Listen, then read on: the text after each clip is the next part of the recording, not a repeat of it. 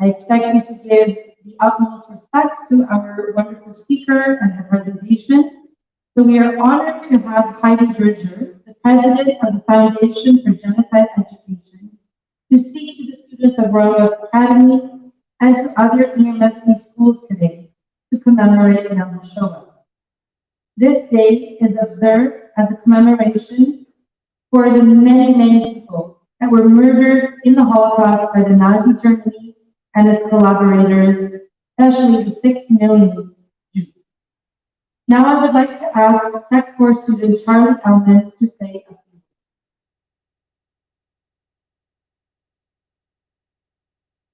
My presentation today in honor of Anna Mandela, Holocaust survivor and the wife of Joan, and the mother of Dean and Monica Mandela. On behalf of the students at Royal West Academy, this time to reflect in memory of Anna Mandela and the 6 million Jewish men, women, and children who perished during the Holocaust. Please stand for a moment.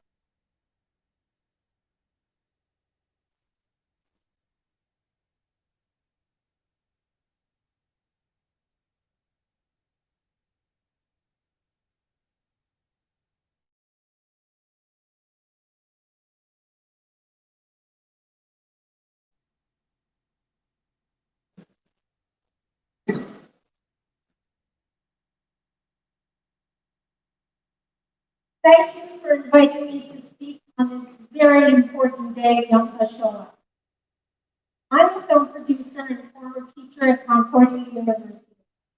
The reason I'm here today is partly about me and partly about the people who are no longer here to tell you their story. I feel strongly that it is our collective responsibility to ensure that the memory of Holocaust victims and the stories of their survivors are not forgotten. I am here today to honor my mother's legacy as a survivor and an educator. The Holocaust, a horrific event that took place over 70 years ago, was the worst genocide in human history.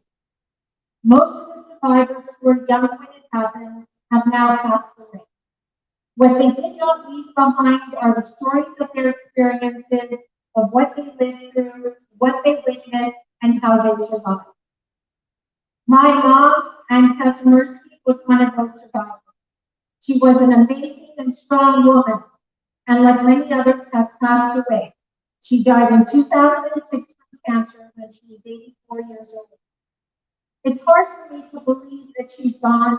She was such a tough, energetic, and vibrant person filled with love and life. I never thought anything could hurt her, especially after all she had been.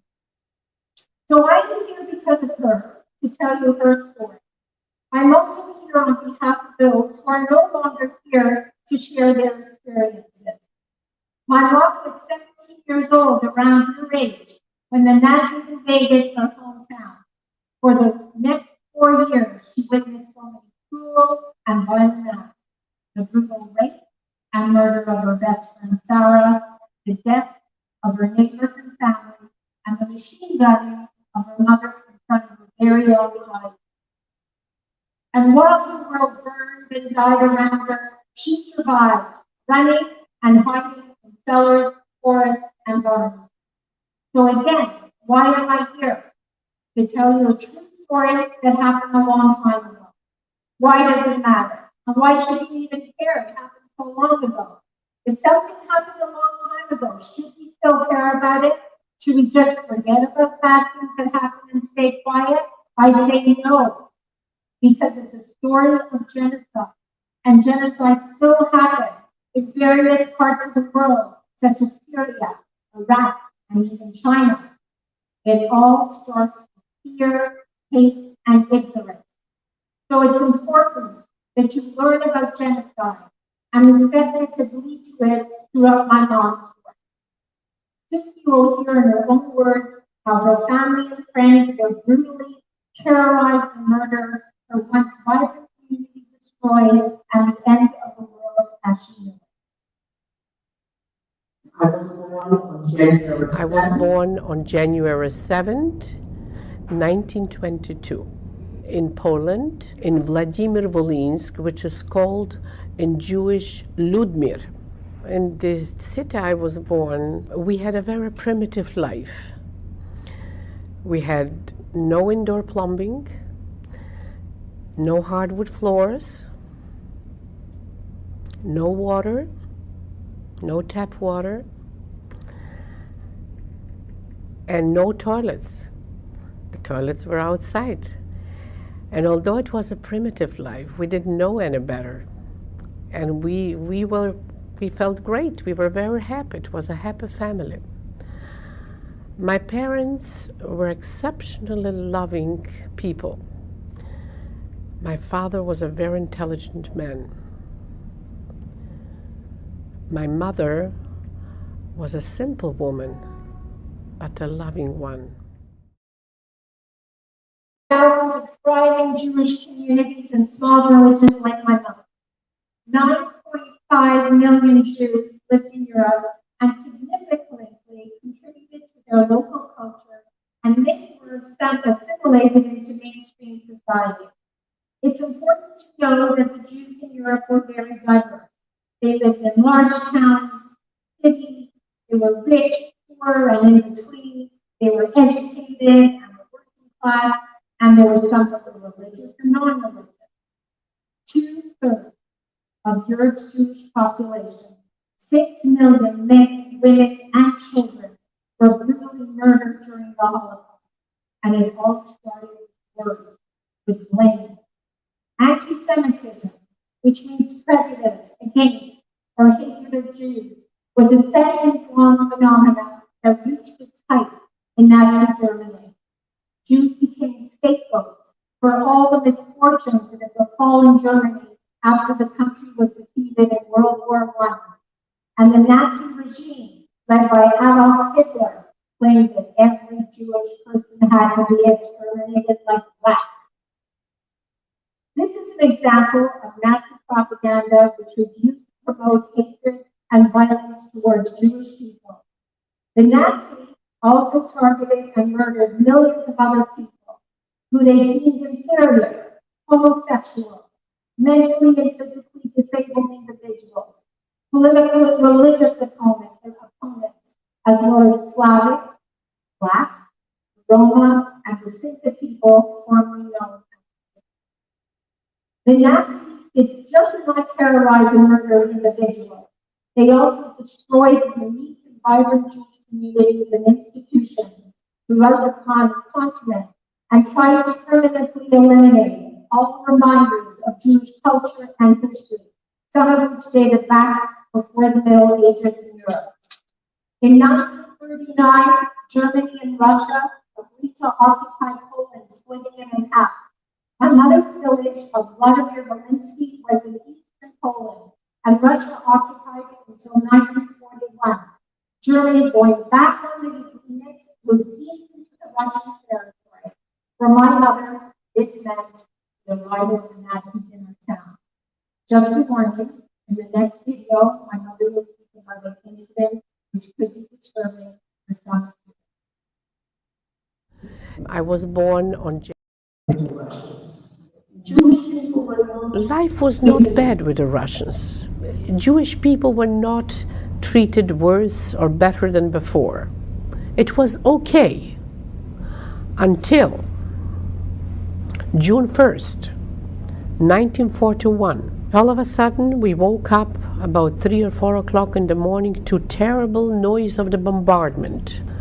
And we soon found out that the German army was pushing as fast as they could the Russians out of our town. We knew already that on the other side of our border of the River Bug, Jewish people are suffering a lot. But we didn't understand the magnitude of that because it didn't touch us personally yet. After the bombardment, everything was quiet.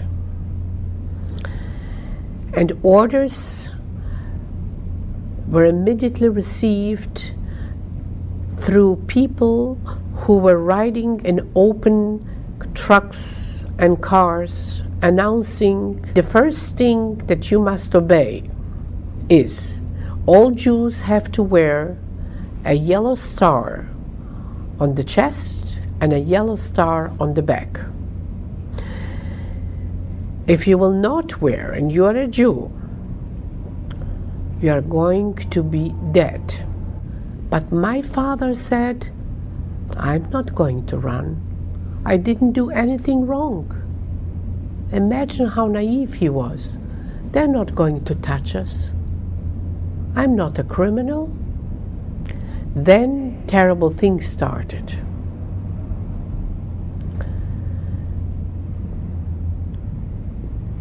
A man, his name was Leon, and he was working for my father for many, many years in the coal business. He came one morning with a rifle around his shoulder. He ran, he jumped through the fence, he came into the house, and he said, I joined now the militia, and I have an order to take you to work. He said that to my father. It was about 7 o'clock in the morning.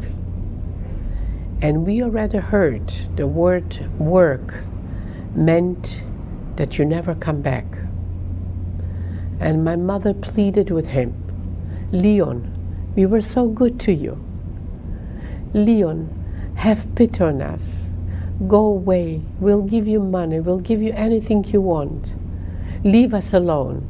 He says, no, now it's your turn to work, he said to my father. My brother Benny, who was 18 years old at the time, or maybe 18 and a half, he heard a commotion. He woke up and he said to my mother, I'm not going to let my father work by himself. Daddy, I want to go with you. My father motioned to him, Benny, go back to bed. He says, no, I'm going with you. And so they were both followed by Leon, taken through the gate, outside. I ran to the gate with my mother, and I saw hundreds, maybe thousands of people herded like animals, taken away to a certain place. We didn't know where they'll be taken. Men only, not women yet. All these people were taken to that prison, and we didn't know who will return and who will not. From a few witnesses who survived it, who came out from the prison, we found out that they were all shot. They were all murdered. Ditches were already prepared in the prison. They shot them in their necks with machine guns, one layer after another, one on top of another. Until the rest of my life, I'm always thinking, did Benny see, was he the first victim to see my father being shot?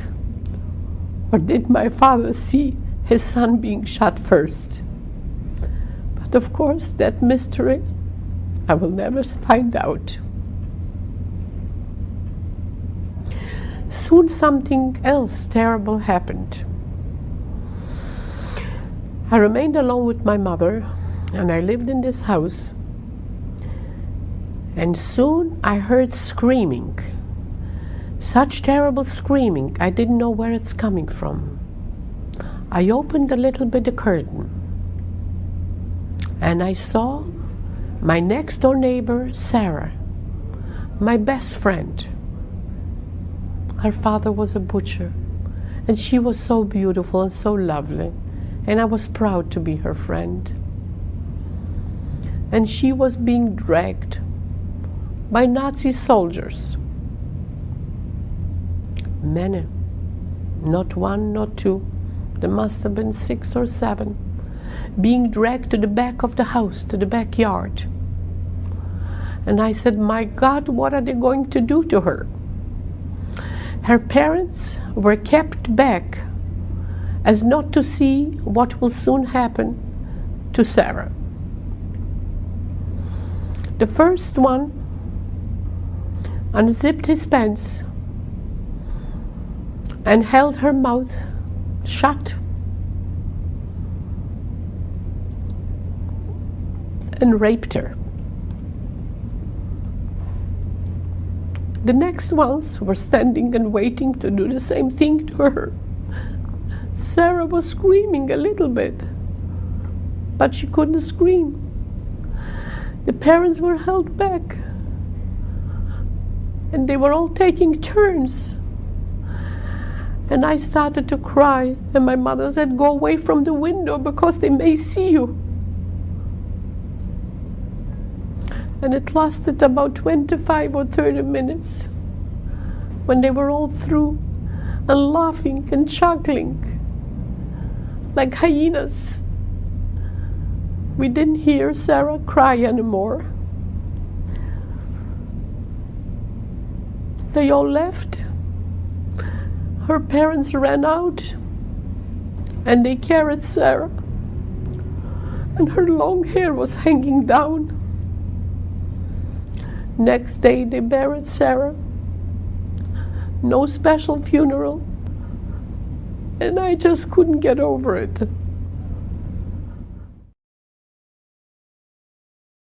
Relative mom. My mother met my father, Henry, who was a dentist, and in order to survive, was working for the German military at the Zahn Dental Clinic. He came from the capital city of Warsaw, so people did not know that he was Jewish. They fell in love and were married secretly in the rabbi's basement in 1942. Now, it's important to understand the terms ghetto and pogrom. My mother will mention these terms many times. A ghetto is a section of a town or city where people from a minority group live. In the ghetto my mother talks about, it was built by the Nazis to contain the Jews. It had walls and a gate, and the Jews were forced to live there in horrible conditions. Their movement controlled by the Nazis.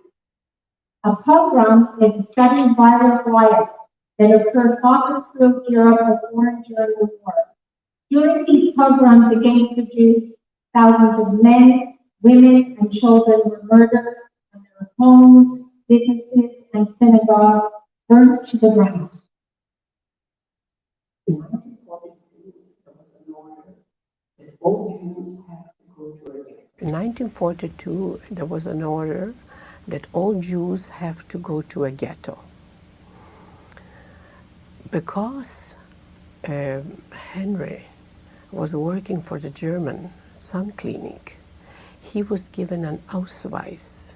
An Ausweis is a document which allows some doctors to work outside the ghetto and to live for a while, as long as they would order us to go into the ghetto.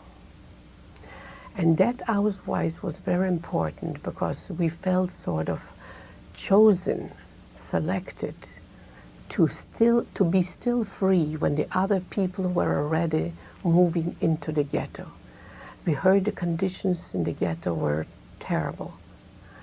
So we lived still in the same house when we got married, a small little apartment, until one day, while he was working in the sun clinic,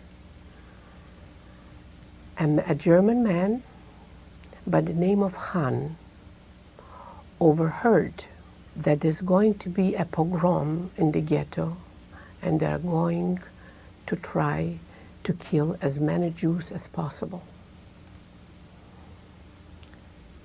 We asked Han, "What do you suggest? What are we to do?" And he said, "I don't know. I don't know how I can help you." And my husband Henry asked him, "Could you hide us until we'll know where to go and what to do?" He thought for a moment, and he sort of liked Henry very much. And he said, "I'll take a chance." And that chance meant that if they would have if they would have known, if the German would have known, he risked really his life, he would have been dead. And he told us that the pogrom is going to be on this and this day and at this and this hour. And it was exactly the way Hans said. He told us to come, and we were very daring to ask him if my mother could come along. First he said, I can't possibly keep 3 people. But then I begged him, and he said, yes, your mother can come too. The 3 of us left our apartment without anything in our hands. We came with my mother to Han. He gave us certain instructions of how to behave. It was an attic where we were hiding over the dental clinic. He said during the day we must not walk because it will become suspicious. Only after the closing of the clinic. He will supply us with water and a pail for our waste, which he is going to take down every night. He will give us something to eat, and we are to be very quiet. I didn't know. I thought I'm looking at an angel. How can it be, in the midst of such tragedies, to have an offer like that from a German man? And so we slept at night. Nothing happened until 5 o'clock in the morning. We heard screaming. The screaming was unbearable. There was a small window in the attic facing the gate of the ghetto. We looked out. There were trucks. They were loading and bringing out people through the gate. They had on their talitim, the prayer shawls. They were loading mothers with children. They were grabbing the children, throwing them into the trucks. The children who cried were hit with the butts of their rifles. The mothers were crying. One was stepping on top of the other, and here I see the man, religious man, raising their arms and asking God, Wie bist du? Where are you? Where are you? They must have rounded them up, these people, when they were praying, while they were praying. That's all I can understand, because they had their prayer shawls. They were beating these people, and these were Ukrainian people. It was a Ukrainian militia which was formed by the German people. And this was lasting for a long, long time. Trucks were coming, trucks were going, and we knew that they will be taking them to Piatydnie. It was a designated place. These were the ditches that were dug for the Jewish people. Continued for 3 days. When things were quiet, Han told them that it was now too dangerous to hide them in the attic any longer. They decided to seek refuge at the home of Maria, a Polish Catholic woman who had been my father's patient before the war. She agreed to hide them in her attic, but her husband hated Jews and could not know they were there. Imagine the chance he was taking. After about a month, her husband did happen to come up to the attic and discover them. He forced them to leave, and they knew they were very, very lucky because he could have turned them over to the Nazis. For the Jews who had survived, life in the ghetto returned somewhat to normal. My parents decided to sneak back in because basically there was nowhere else for them to go. On the 13th of December, On the 13th of December, 1943, it happened. At 4 o'clock or 5 o'clock in the morning, it was dark in December. We heard hurrah, hurrah, and screaming and shouting. The ghetto was surrounded with Polish, with Germans, with Ukrainians. It was dark. They were shooting at people. We didn't know what was happening. I couldn't see where to grab a pair of shoes or get dressed because it was dark. But I did grab something and I put on my feet. It was a pair of old boots or shoes. And I took my coat on top of my nightgown and I said, Henry, we are surrounded. This is it. They're going to kill us. They're going to kill us. He grabbed a jacket, but no shoes, and we ran outside. We were running towards the barbed wire fence to jump over on the other side of the ghetto. But as we were climbing, and I couldn't believe that we would ever be able to climb on barbed wire, as we were climbing up, we heard voices. Wir schießen, zurück ins Ghetto, wir schießen. That means we are shooting back into the ghetto. Back, jump back.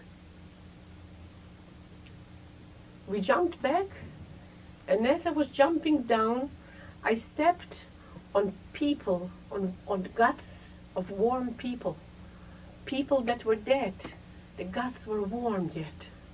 I considered myself that I'm still alive. I can still feel the warmth of the guts. So as soon as we jumped down, we ran into a house that was abandoned from people that ran away like we ran away. And as we are lying on the floor, a trap door, I saw somebody in a trap door in the attic. And a woman says to us, Hannele, kom maar ruf. Hannele, come up. I climbed up first on the ladder. My husband was after me. And he was smart enough to pull up the ladder after him. He took that big, tall ladder and he laid it flat in the attic on the floor.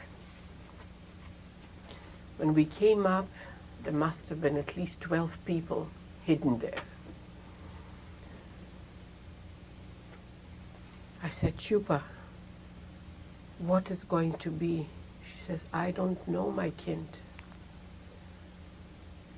Let's be very quiet here. I said, thank you, Chupa, for asking me to come up. I don't know where I would have gone. She says, you and your mother. Is your mother alive? I said, I don't know, Chupa. My mother wasn't living with us. I don't know if she's alive or not. After 2 days, Machla, my friend, said to me, come to the window. And the way she looked at me, I knew that something terrible is happening. I heard the screaming, and I saw my mother. My mother with a few other people who were being led by soldiers with rifles. They got them out from a hiding. I don't know where she was hiding. And they screamed at her, Obernutza, turn. Obernutza do syny. I knew they were Ukrainians. Turn to the wall. My mother was begging and screaming, don't shoot us. Don't shoot us. She didn't have a chance to finish the sentence. They were going ta ta ta ta ta ta ta ta ta ta. Blood was gushing all over the place. The white snow was covered with blood. She was dead. Now I knew that she was dead. The soldiers dragged her on the snow somewhere into a shed. I wanted to die with her. I wanted to die. But I couldn't scream because I knew that I'm not allowed to scream to endanger the lives of all the other people. So somebody put a cloth in my mouth. Somebody wanted to choke me. My husband says, no, don't, leave it to me, I'll quieten her down. And all this had to be done in silence because we were surrounded with soldiers. And then I sat there and I said, why do I have to live? I don't have my father and my brother, and now my mother is gone. Oh, who's next? Story many times, but of course it never gets easier to listen to it and to watch it. I think I need a mic here. Maybe.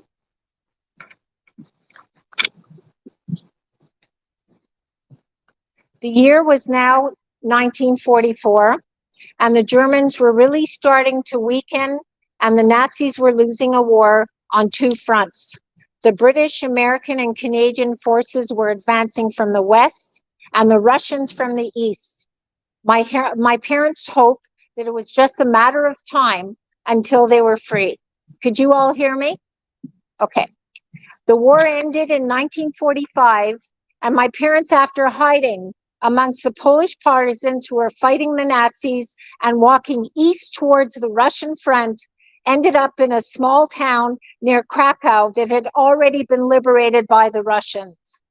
My father opened up a small dental office, and my mother became pregnant with my eldest brother. But my mother was very, very homesick and decided to go back to her village and discovered she was a total outcast. We came back to Vladimir. There were a few Jews, the survivors, not many. And I asked around, did you anybody see from the Rutsky family, from the Ressels family, No, nobody's alive. Everybody was dead. And then I said, I have a house there. Why don't I go to my house? I went to my house. There was a Polish family living there. And I told them that I'm the owner of the house. And the Polish woman called her husband to the door, and she said, here, there's a woman, she says it's her house. And he says, no, it's not your house anymore. You have nothing here. The Germans gave us this house, and that belongs to me. And I begged him, can I go in just and look around?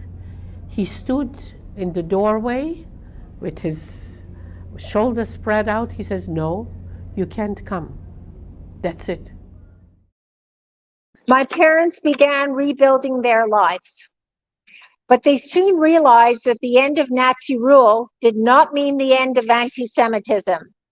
After they saw a mob murdering Jewish people on the streets of Krakow, and this was after the war had already ended, they decided to go to Bavaria, to Munich in southern Germany, where my mother discovered the only family member alive who had survived the war.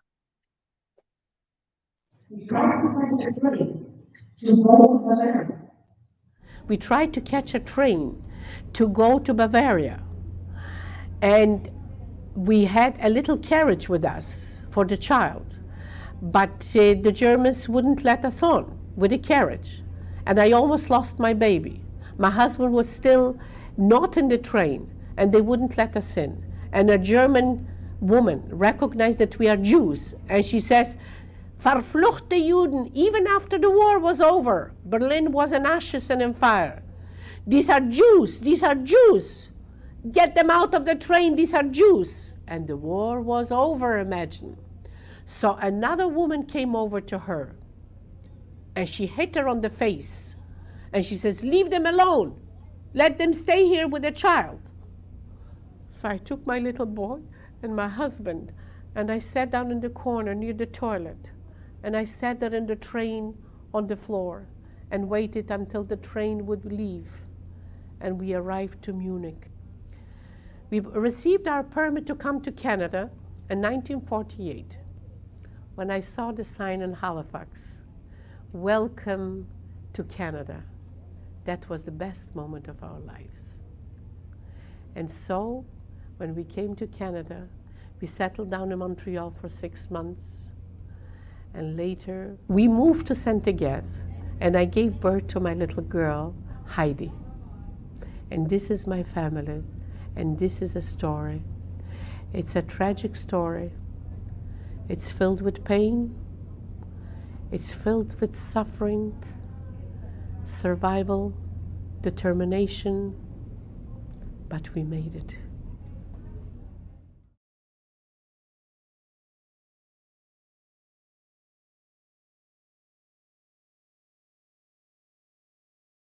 Mother worked summers at a local hotel that visibly displayed a sign that said, "No Jews allowed, no dogs allowed." And at that time, no one would sell a property to a Jewish person. So when my parents wanted to buy a house, my mother wore a cross around her neck and pretended she wasn't Jewish. And my dad was so scared that something like the Holocaust would happen again that he asked his friend, who was a priest, to make me a Christian birth certificate. To this day, I still have 2 birth certificates, one Catholic and one Jewish. I moved to Montreal to go to McGill, and when my dad died, my mother moved to Montreal as well. When she was 54 years old, she went back to university and completed a bachelor's degree in education and became a teacher. She spoke 8 languages fluently and taught immigrant children English as a second language, and in particular, helped many Russian children.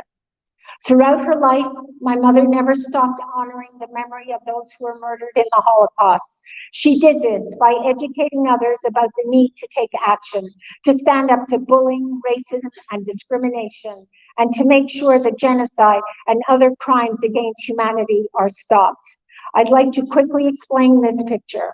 This Muslim woman was denied access on a bus on Côte de Neige, and she had a baby carriage. The door was slammed in her face. This reminds me of my mother trying to get on the train with my brother. Racism and discrimination. For the last 20 years, my mom went to schools and universities to speak to students, adults, and even 1,500 American soldiers in Hawaii. She wrote a book about her experience called Witness to Her Horror. Up until her last breath, she told her story that we wouldn't forget, so we would fight to stop it from happening again to anyone.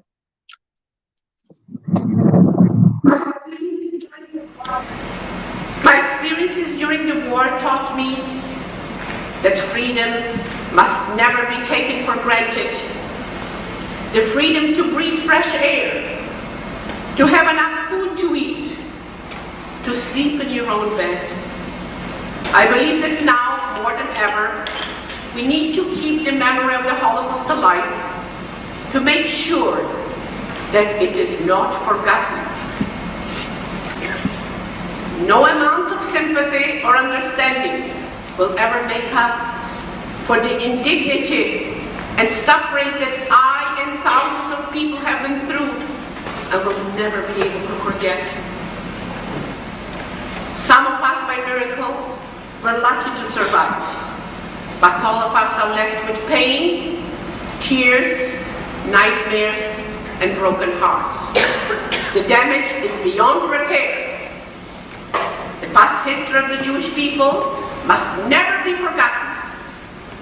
It's history that hurts.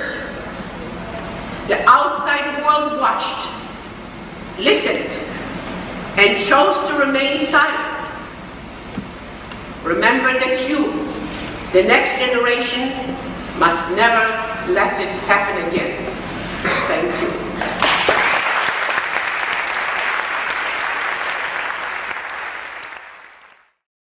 10 African Americans at a supermarket in Buffalo, New York.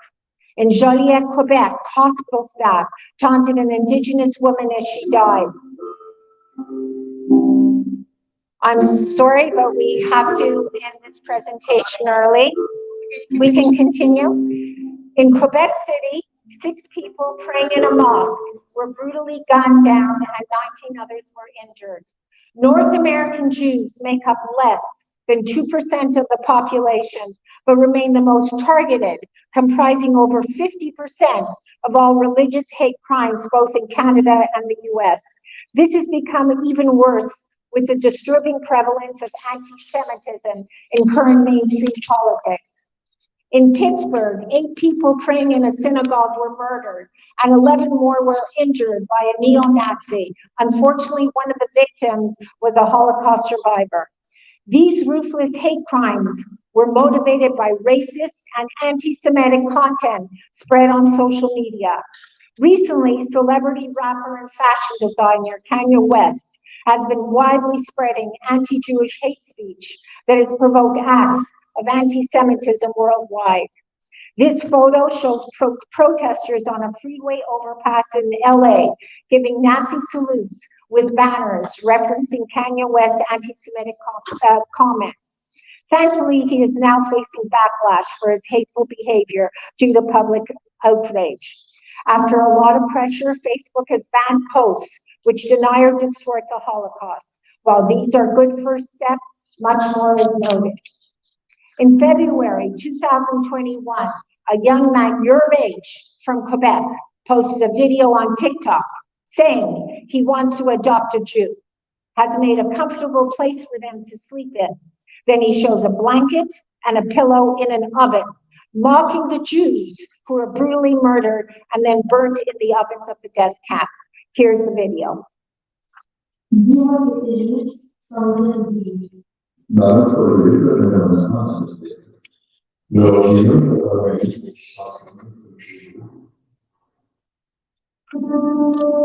I ask that you question and be critical of what you see and read online. Not everything you hear is true. It's important to be aware of who and where your information is coming from, and also of your own attitudes and behavior. I want you to remember that the Holocaust started with words, and that as they got louder, grew into bigger and bigger hates of hate. I decided to create the organization, the Foundation for Genocide Education, to make sure that all students I speak to in schools like yours, every high school, is taught about genocide. I'm grateful for the opportunity to continue telling my mother's story and to ensure the Holocaust is not forgotten. Our presentation program is made possible in part through grants provided by the TD Bank and the government in Canada. Along with our school presentations, the Foundation for Genocide of Education has collaborated with the Quebec government on a comprehensive guide on genocide. I hope what you've seen today will inspire you to help carry out my mother's mission to stop the killing, suffering, sadness, and pain that continue all over the world. We must all work to accept people from other races, cultures, and religions, political views, sexual orientation, gender identities, and disabilities. It is also very important to prevent bullying behavior, because those who are bullies in school might grow up to be abusive adults. Genocide still happen, and people still watch while others die. To quote author and Holocaust survivor Elie Wiesel, to remain silent and indifferent is the greatest sin of all. The fight against racism and intolerance has to begin in the classroom with you. Thank you for inviting me to speak to you today.